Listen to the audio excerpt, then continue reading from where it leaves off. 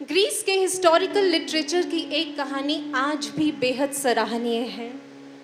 Daemon और पाइथियस नाम के दो मित्र थे। उस समय वहाँ राजा डायनिशियस का शासन था, जो बेहद क्रूर और अत्याचारी शासक था।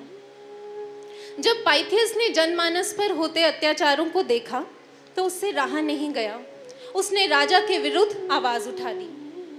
राजा ने आक्रोश में आकर पाइथियस को गिरफ्तार करवा लिया और उसका सर कटवाने के हुक्म दे दिए।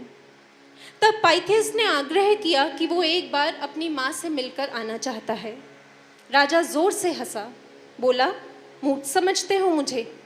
तुम कहोगे और मैं मान लूंगा कि तुम यहाँ से जाकर वापस आओगे, वो भी सर कटवाने के लिए। इससे पहले पाइथियस कुछ कहता, उसके मित्र डेमन ने आगे बढ़कर कहा, जब तक पाइथियस नहीं लौटेगा उसके स्थान पर मैं तुम्हारी कैद में रहूंगा।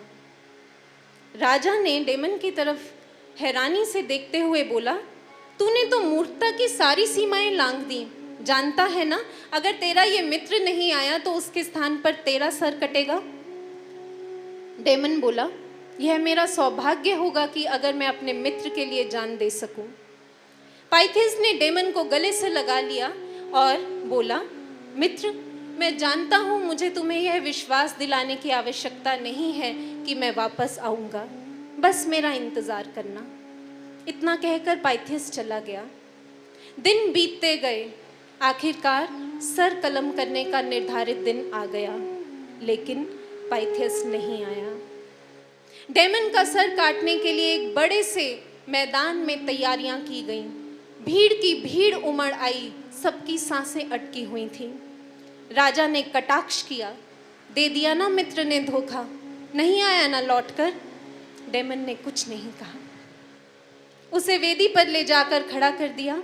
जल्लाद ने अपना फरसा उठाया और डेमन की गर्दन को, इससे पहले वो डेमन की गर्दन को छूता, पीछे से पाइथियस की जोर से आवाज आई, ठहरो ठहरो, मैं आ गया हूँ, डेमन को मत मारो, मैं आ गया हूँ। और वो दौड़ता हुआ आया। डेमन को पीछे करके उसने अपने बाहों में उसे समेट लिया। कहा, मित्र, मुझे क्षमा करना, आने में ज़रा सा विलंब हुआ, क्योंकि जिस जहाज़ में मैं आ रहा था उसे आक्रांताओं ने घेर लिया, जिस कारण उनका सामना करने में थोड़ा समय लगा और मैं जितनी जल्दी हो सका लौट आया।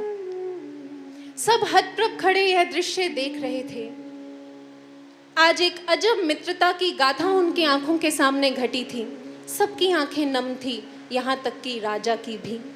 उसका पाषाण हृदय भी विश्वास और इंतजार की ऐसी पराकाष्ठा को देखकर पिघल चुका था और उसने दोनों मित्रों को स्वतंत्र कर दिया। यह तो संसार के दो साधारण मित्रों की कहानी है।